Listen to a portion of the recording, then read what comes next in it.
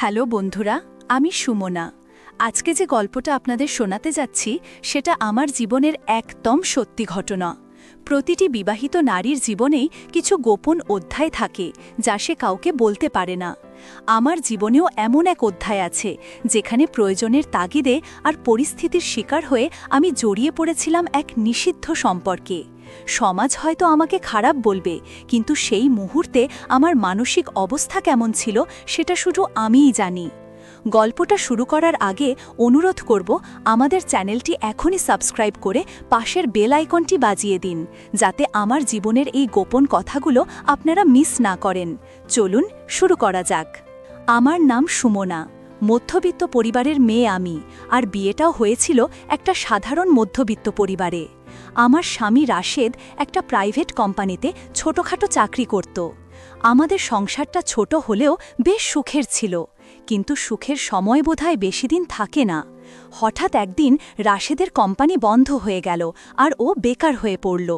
জমানো টাকা ফুরিয়ে আসছিল, বাসা ভাড়া আর সংসারের খরচ চালানো অসম্ভব হয়ে পড়ছিল। রাশেদ মানসিকভাবে ভেঙে পড়ল। সংসারের হাল ধরতে আমি চাকরির খোঁজ শুরু করলাম। অনেক ইন্টারভিউ দেওয়ার পর অবশেষে একটা নামকরা ডিস্ট্রিবিউশন কোম্পানিতে রিসেপশনিস্ট কাম পিএ হিসেবে আমার চাকরিটা হলো। বেতনটা ভালোই ছিল, যা দিয়ে সংসারটা অন্তত টিকে যাবে। আমার বস ছিলেন আরমান সাহেব, বয়স প্রায় ৪৫-এর কোঠায়। দেখতে বেশ সুশুরুষ, ফর্সা, চোখে চশমা আর শরীরে দামি পারফিউমের গন্ধ সব সময় লেগেই থাকত। প্রথম দেখাতেই উনি আমাকে বলেছিলেন, সুমনা, তোমার নামটা যেমন সুন্দর, তুমি দেখতেও খুব মায়াবী। কাজটা মন দিয়ে করো, তোমার ভবিষ্যৎ ভালো হবে। প্রথম দিকে সব ঠিকই ছিল। আমি সকাল ৯টায় অফিসে যেতাম। আরমান স্যারের শিডিউল ঠিক করা, মেল চেক করা আর মিটিং অ্যারেঞ্জ করা, এসবই ছিল আমার কাজ। কিন্তু বিপত্তিটা শুরু হলো মাস দুয়েক পর। রাশেদ হঠাৎ বাইক অ্যাক্সিডেন্ট করে হাসপাতালে ভর্তি হল।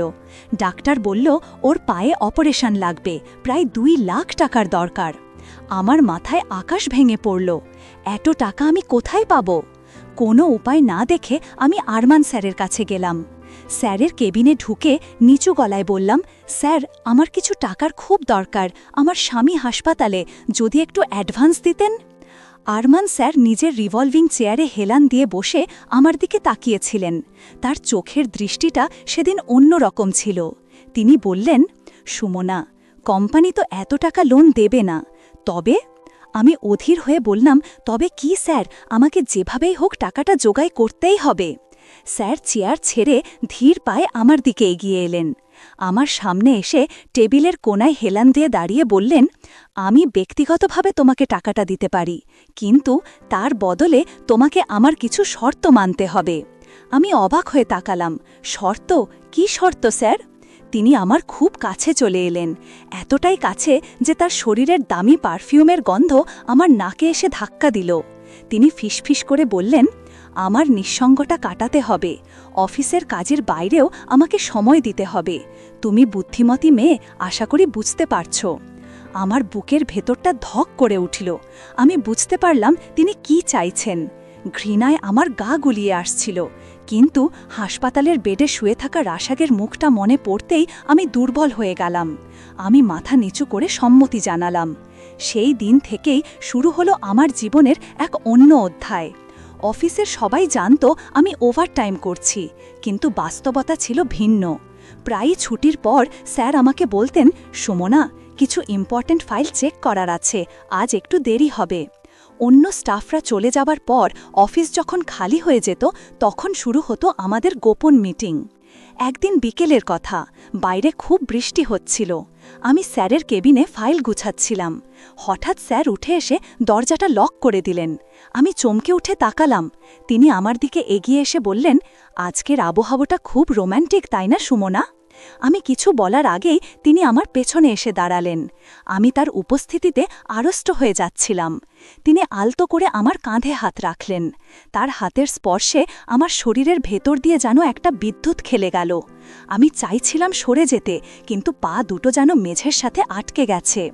নিজের অজান্তেই একটা অদ্ভুত ভালো লাগা আর ভয়ের মিশ্র অনুভূতি কাজ করছিল। তিনি আমার কানের কাছে মুখ এনে ফিসফিস করে বললেন, শাড়িটাতে তোমাকে আজ খুব সেক্সি লাগছে, ইচ্ছে করছে সারা জীবন তোমাকে এভাবে দেখি। কথাটা শুনে আমার শরীর শিউরে উঠল। তিনি আমার ঘাড় থেকে চুলগুলো একপাশে সরিয়ে দিলেন। তার গরম নিঃশ্বাস আমার ঘাড়ে পড়তেই আমার লোম খাড়া হয়ে গেল। আমি কাঁপা কাঁপা গলায় বললাম, স্যার, কেউ চলে আসবে। তিনি হেসে বললেন, সবাই চলে গেছে, এখন শুধু তুমি আর আমি। এই বলে তিনি আমাকে তার দিকে ঘোরালেন। তার চোখের দিকে তাকাতেই আমি সম্মোহিত হয়ে গেলাম। তিনি আমার কোমরে হাত দিয়ে হ্যাঁচকা টানে আমাকে তার শরীরের সাথে মিশিয়ে নিলেন। তার শক্ত বুকের সাথে আমার নরম শরীরটা পিষে যাচ্ছিল। আমি নিজের উপর নিয়ন্ত্রণ হারিয়ে ফেলছিলাম। পুরুষ মানুষের স্পর্শ যে এতটা নেশাতুর হতে পারে তা আমি আগে বুঝিনি। তিনি আমার থুতনি ধরে মুখটা উঁচুতে তুললেন। তারপর আমার ঠোঁটে তার ঠোঁট ডুবিয়ে দিলেন। সেই মুহূর্তে আমি ভুলে গেলাম আমার স্বামী আছে, সংসার আছে। আমি শুধু অনুভব করছিলাম এক আদিম উত্তেজনা। তিনি যখন আমার পিঠে হাত বুলিয়ে দিচ্ছিলেন তখন আমার মনে হচ্ছিল আমি গলে যাচ্ছি। আস্তে আস্তে আমাদের সম্পর্কটা আরও গভীর হলো। ব্ল্যাকমেল দিয়ে শুরু হলেও একসময় আমি নিজেই যেন এই সম্পর্কের মায়াজালে জড়িয়ে পড়লাম। রাশেদ সুস্থ হয়ে বাসায় ফিরল, কিন্তু আমি আর আগের সুমনা রইলাম না। বাসায় স্বামীর সাথে যখন থাকতাম তখনও আমার মনে পড়ত আরমান স্যারের স্পর্শের কথা। একদিন স্যার আমাকে বললেন, সুমনা, কাল অফিসের কাজে আমাদের ঢাকার বাইরে রিসর্টে যেতে হবে, তৈরি থেকো। আমি জানতাম এটা অফিসের কোনো কাজ নয়, তবুও আমি না করতে পারলাম না। রিসর্টে গিয়ে যা হলো তা আমি কোনোদিন ভুলব না। রিসর্টের রুমটা ছিল খুব সুন্দর করে সাজানো। আমি ফ্রেশ হয়ে ব্যালকনিতে দাঁড়িয়েছিলাম। স্যার এসে আমাকে পেছন থেকে জড়িয়ে ধরলেন। আমি তার বুকে হেলান দিয়ে দাঁড়ালাম। তিনি আমার কানের লতিতে আলতো কামড় বসালেন। আমার মুখ দিয়ে আপনা আপনি একটা শীতকার বেরিয়ে এলো। তিনি আমাকে কোলে তুলে বিছানায় নিয়ে গেলেন। বিছানায় শুয়ে তিনি যখন আমার দিকে তাকালেন তখন তার চোখে ছিল বন্য ক্ষুধা। তিনি আমার শরীরের প্রতিটি ভাঁজে ভাঁজে আদর করতে লাগলেন। ওর শরীরের দিকে তাকিয়ে থাকার সময় আমার শরীরে কি যেন এক উত্তেজনার সৃষ্টি হয়। আমি নিজের উপর আয়ত্ত হারিয়ে ওর কোমরে হাত দিয়ে ওকে আমার শরীরের সাথে চেপে ধরি। তারপর ওর বুকে মুখ গুজে দিই আর দু হাতে ওকে পাগল করে ফেলি। লেখার সময় এই অংশটুকু আবেগ দিয়ে বর্ণনা করতে হবে। সেই রাতে আমাদের মধ্যে কোনো বাধা ছিল না।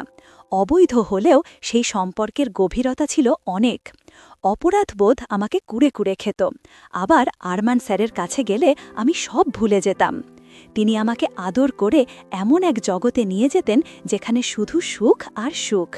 কিন্তু পাপ কখনো চাপা থাকে না। অফিসেরই এক কলিগ আমাদের ব্যাপারটা আঁচ করতে পেরেছিল। সে আমাকে আড়ালে ডেকে সাবধান করে দিল। আমি ভয় পেয়ে গেলাম, রাশেদ যদি জানতে পারে তাহলে আমার সংসার ভেঙে যাবে। আমি সিদ্ধান্ত নিলাম আমি আরমান স্যারের কাছ থেকে সরে আসব। কিন্তু স্যার ছাড়ার পাত্র নন। তিনি আবার সেই পুরনো কথা মনে করিয়ে দিলেন, টাকার কথা, রাশেদের চিকিৎসার কথা। আমি এক গভীর ফাঁদে আটকা পড়ে গেলাম। একদিকে সংসার, অন্যদিকে এই নিষিদ্ধ টান। এখন আমি জানি না আমার ভবিষ্যৎ কি। আমি কি পারবো এই জাল থেকে বেরিয়ে আসতে, নাকি এই গোপন মিটিং আর অবৈধ সম্পর্কের চোরাবালিতেই আমি হারিয়ে যাব? আপনারা যারা আমার গল্পটা শুনলেন তাদের কাছে আমার একটাই প্রশ্ন, পরিস্থিতির শিকার হয়ে আমি যা করেছি তার জন্য কি আমাকে ক্ষমা করা যায়, নাকি আমি সত্যিই একজন অপরাধী? কমেন্ট করে আপনাদের মতামত জানাবেন।